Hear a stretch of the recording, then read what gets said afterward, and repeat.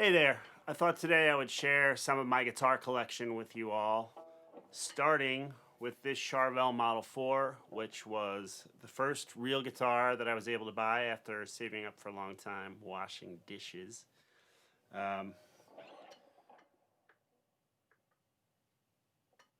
It's been pretty heavily modified. I did this when I was younger. I think I got this in '86. Took the pickups out. Had to have the EMGs. I think this is an EMG 81 from what I remember. I took the switches out. Now this single switch is just for these two pickups here. It's got the Kaler tremolo on it. It's got a new nut on it. This used to be black, if you can see that. It's now chrome. It wasn't staying in tune anymore. It had big ruts in there from the strings, so it wouldn't clamp down on it to stay in tune, the locking nut. But it's pretty cool. It's a shredder. Logged many hours on this guitar. It's got a pretty flat neck. Of course, the point on the end is chipped off, like a lot of these guitars. So yeah, a couple stickers on the back. My old band, World on Fire, is one of the stickers. I also used this in my first band. It was called Slayground. I actually have a little video of myself playing this guitar, doing a guitar solo without the band, kind of couple minutes in between songs, back when that was fashionable. And I got a clip of it right here. This is at the Checkered Flag in Kingston, New York. This is my first real bar gig, I think. But anyway, here it is.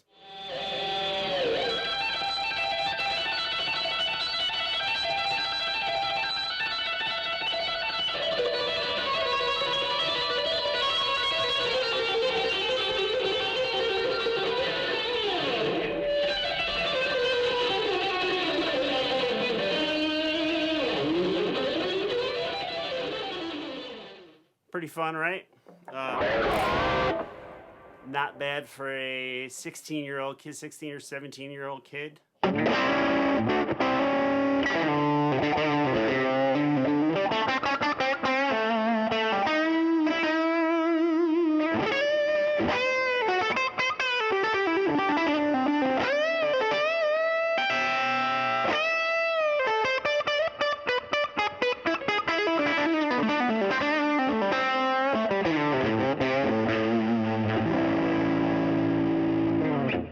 So this is my first Telecaster. This is a 1992 Fender American Standard Tele.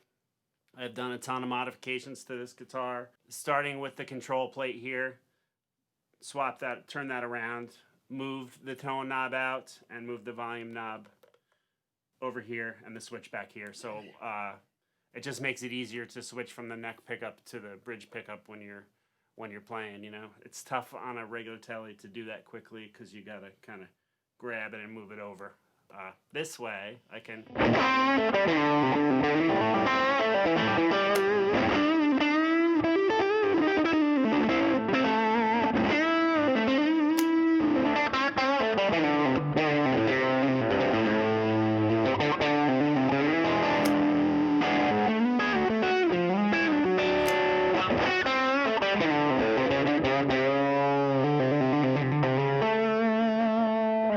So it makes it easier to switch from the bridge and the neck pickups, and I like to do that. So I also replaced the bridge a few years ago. This is a Babix bridge. Very happy with it. They're a local company here in the Hudson Valley, so check them out. It's very cool. Sounds great. I also swapped the pickups out. These are Duncan pickups. I do not remember the model. When I first got it, I was using it mainly for like hard rock bands. So through big high gain amps, and so that's I still kind of play a Tele with a lot of distortion on it now. A lot of times I like that sound. I like the clarity of it. And also cool for semi-distort things like that, or clean. So back then, I used to have a banjo tuner here that I could just throw down into drop D, like a Hipshot works kind of. You set it at each tuning, and you just kind of turn it, and then you're there. So that's that. This is pretty worn. This guitar, I've definitely had this a long time and played it a ton. Pretty flat neck on this one too, more than I'm used to actually. But here it is.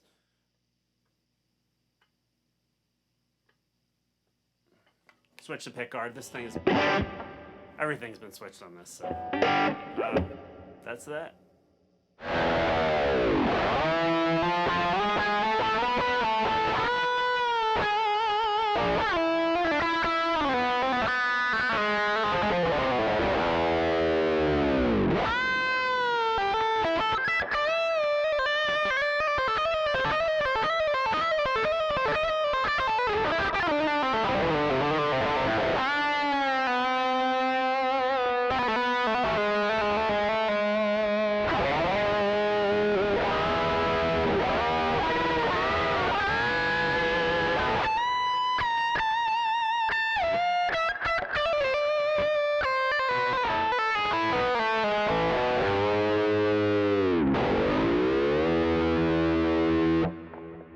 So this guitar is always a fan favorite when I use it on the Morning Jam. If you haven't checked out my Morning Jam series, I do a video every Thursday where I jam over a track that I created myself and wrote. Usually an original piece of music. Once in a while it'll be a cover, and once in a while there's some special guests on there. But this guitar is a fun story. I entered this contest with Tommy Lee called the Public Record in around 2010, I think it was. It was for his solo band, Methods of Mayhem. So basically the deal with it was you could download the basic tracks to the song and add your own parts and then resubmit them. That's what they wanted people to do, and people from around the world did that. So I ended up being the very first submission into the contest, and they used my part on the verse of a song called Talk Me Off the Ledge, if you want to look that up. Tommy Lee, Methods of Mayhem. But for being the very first submission, I won this guitar, which I had no idea was going to be happening, but I tuned into their video updates one Saturday morning, and they said, Todd from Hyde Park, New York, you won this guitar for being the very first submission into the Public Record thing. So another crazy story about this guitar. FedEx tried to drop it off at my house, but I had to sign for it, so they ended up taking it to the main warehouse in another city. So I had to go there and pick it up. No problem, whatever. I was psyched to be getting it, but they come walking out of the FedEx thing with just the case. Like, it wasn't even in a box.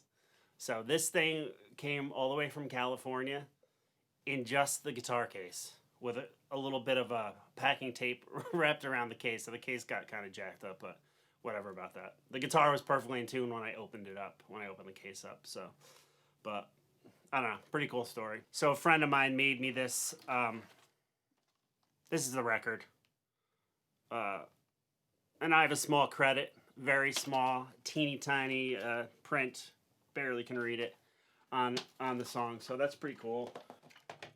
And I got the guitar out of it. So it's an Early Ball Musicman Axis BFR Ball Family Reserve. So it's pretty fancy. It's got a Floyd Rose on it. It's just the one single volume.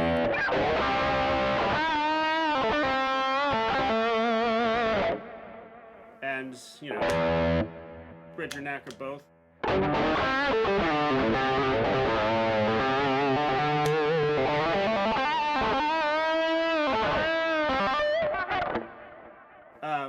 The only thing about this guitar, I love this guitar. It feels so short to me, and I always feel like it's doing that when I'm playing it.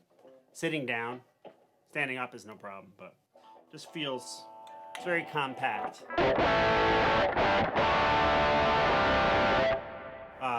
And it's great. It sounds great. These are DiMarzio pickups.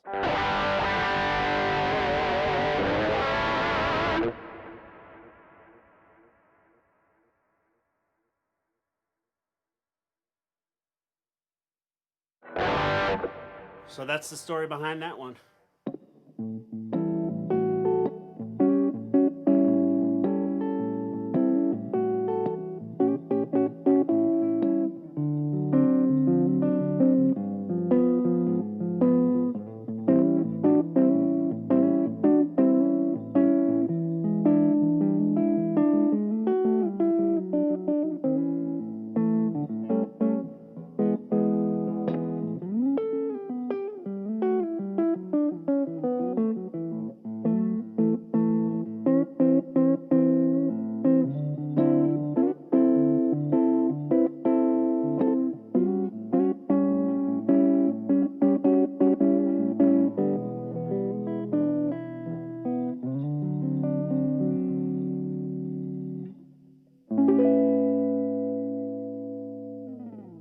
So this is a big change from the last guitar. This is a 1950s K thin twin. My dad found this guitar at a music shop in upstate New York in Oneonta and surprised me with it, so that was awesome.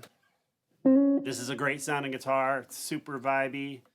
I don't have many vintage instruments, so it's fun to have this. This has an enormous neck on it. I mean, I don't know if you can see that. I mean, it's really, really big, but beautiful guitar. Missing one knob. If anybody out there knows where I could get a K thin twin knob, original knob. I think I saw one on eBay once. It was like $80 or something, but so I won't be doing that. But besides that, the guitar is great and sounds great.